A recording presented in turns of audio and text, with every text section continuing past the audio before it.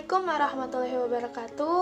Kami dari kelompok 6 mata kuliah Psikologi Sosial. Di sini kami akan mempresentasikan mengenai kognisi sosial, atribusi sosial, dan juga skema sosial.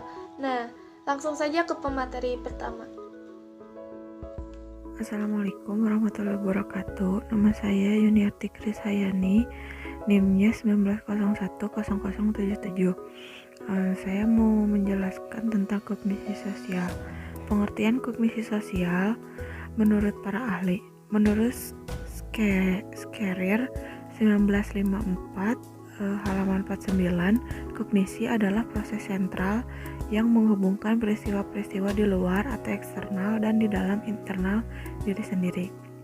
Menurut Festinger tahun 1957, kognisi adalah elemen-elemen kognitif, yaitu hal-hal yang diketahui oleh seseorang tentang dirinya sendiri, tentang tingkah lakunya, dan tentang keadaan di sekitarnya.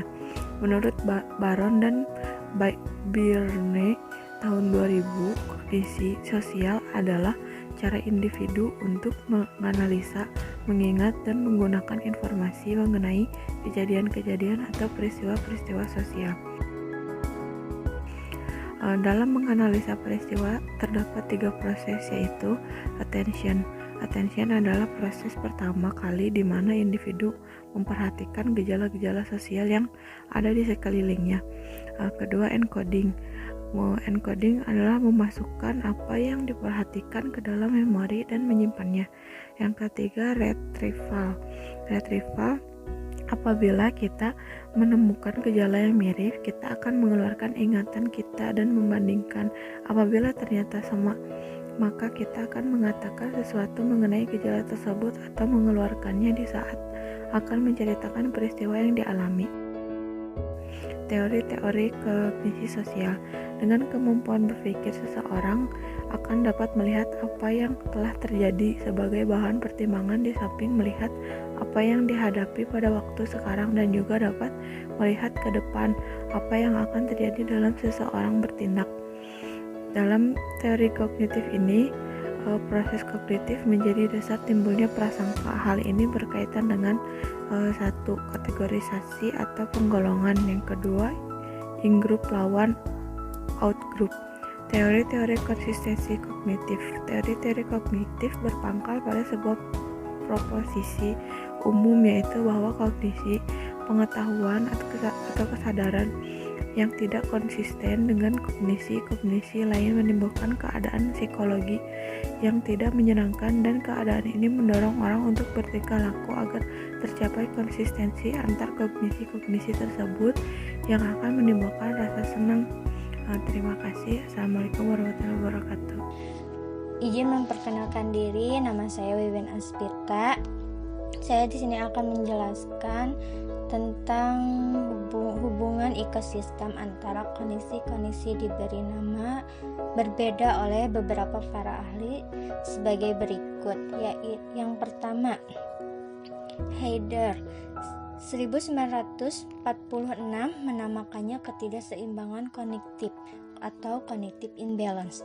Yang kedua, Newcomb 1953 menamakannya asimetri. Yang ketiga, Osgood dan Tenenbaum 1955 menamakannya ketidaksereraan.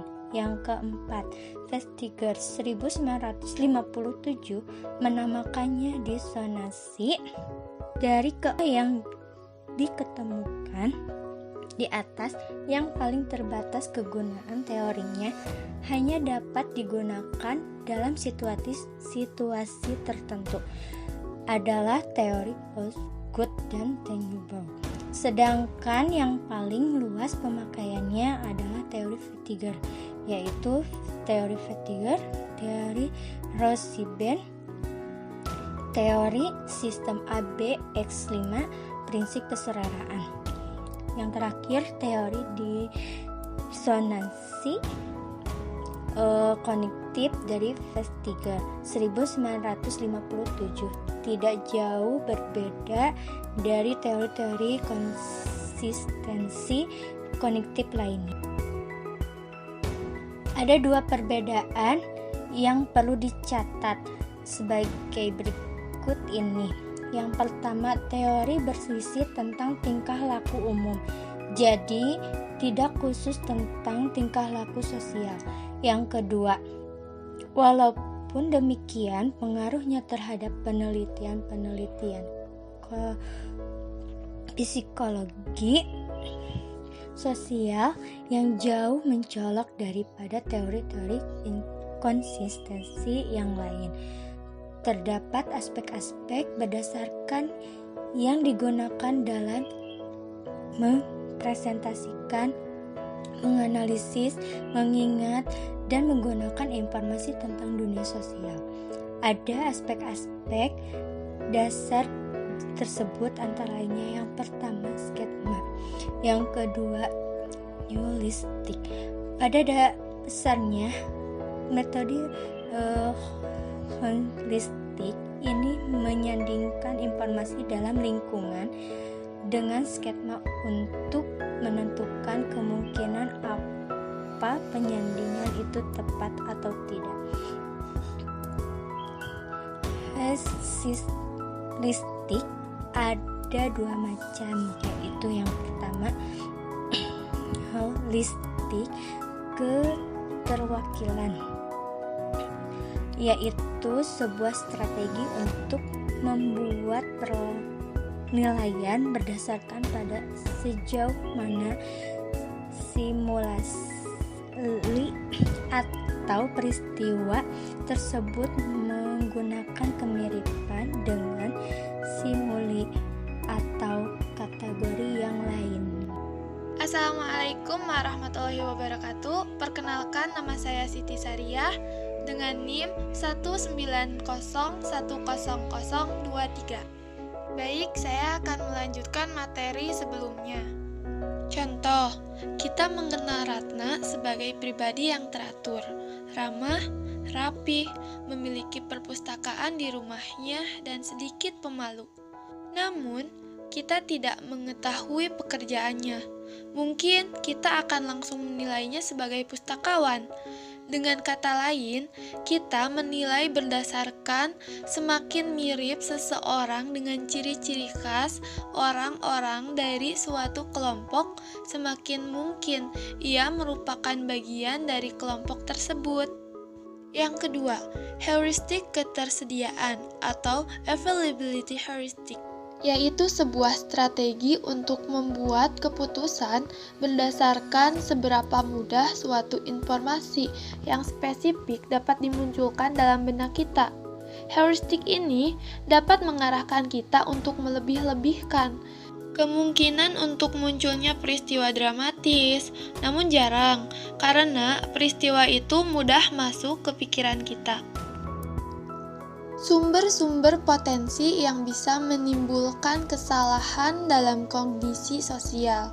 Yang pertama adalah bias negativitas, yang kedua bias optimistis, yang ketiga pemikiran counterfaktual, yang keempat pemikiran magis, yang kelima penekanan pikiran, dan yang keenam efek dan kognisi.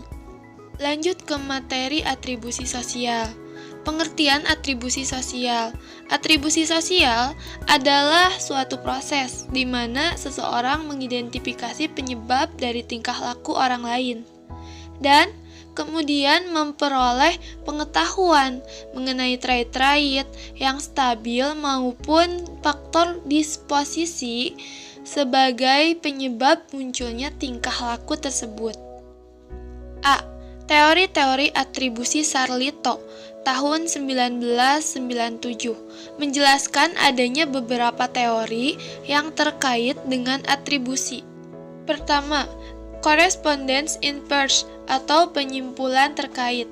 Kedua, conscious attentional research atau teori sumber perhatian dalam kesadaran. Yang ketiga, teori atribusi internal dan eksternal dari Kelly. B. Kesalahan atribusi. 1. Fundamental error. 2. Efek pelaku. 3. Pengamat atau aktor observe effect. Yang keempat, self-service bias. C. Dalam atribusi, seringkali proses atribusi menjadi bias karena faktor pengamat sebagai ilmuwan naif menggunakan konsep dirinya ke dalam proses tersebut, dan juga karena faktor-faktor yang berhubungan dengan orientasi pengamatan. Beberapa bias yang dikenal dalam atribusi adalah 1. Bias fundamental attribution, 2. Bias self-serving, 3. Efek pelaku pengamat, 4. Menyalahkan diri sendiri, 5. Hedonic relevance, 6. Bias egosentris. Sebelumnya, saya izin memperkenalkan diri. Nama saya Desri Angusoliha. Saya akan menjelaskan materi tentang skema sosial. Pengertian skema sosial. Skema sosial adalah struktur kognitif yang mengandung pengetahuan tentang dunia sosial. Teori skema adalah model pengolahan informasi dari persepsi dan kognisi yang mencoba untuk mengisolasi mekanisme yang orang datang untuk memahami dunia sosial yang kompleks di mana mereka tinggal. Skema sendiri dikonseptualisasikan sebagai struktur mental yang berisi harapan umum dan pengetahuan tentang dunia. Penelitian skema bertujuan untuk memahami bagaimana orang mempresentasikan informasi sosial dalam memori dan bagaimana informasi baru diasimilasikan dengan pengetahuan yang ada. Skema menimbulkan efek yang kuat pada tiga proses dasar, yaitu perhatian atau attention, pengkodean atau encoding, dan mengingat kembali atau retrieval. Terdapat 4 jenis skema menurut Dayakisni tahun 2006, yaitu self-schemas, berisi informasi tentang karakteristik yang dimiliki diri sendiri yang antara lain berfungsi untuk mengorganisir ingatan-ingatan yang abstrak dan konkret tentang diri. Selanjutnya, person schemas, berisi informasi tentang tipikal orang yang bermanfaat untuk mengkategorikan orang lain. Selanjutnya, role schemas, yaitu skema yang berisi konsep tentang norma-norma dan perilaku yang cocok atau pantas bagi orang-orang tertentu dari berbagai kategori sosial atau posisi atau status, misalnya ras, gender, usia, pekerjaan, dan lain-lain. Dan yang terakhir adalah event schemas or script, berisi pengetahuan tentang tipe urutan kejadian atau situasi sosial, misalnya pesta, pertandingan sepak bola, wawancara kerja, dan lain-lain. Sekian presentasi dari kelompok kami. Mohon maaf bila ada kesalahan. Terima kasih atas waktunya. Wassalamualaikum warahmatullahi wabarakatuh.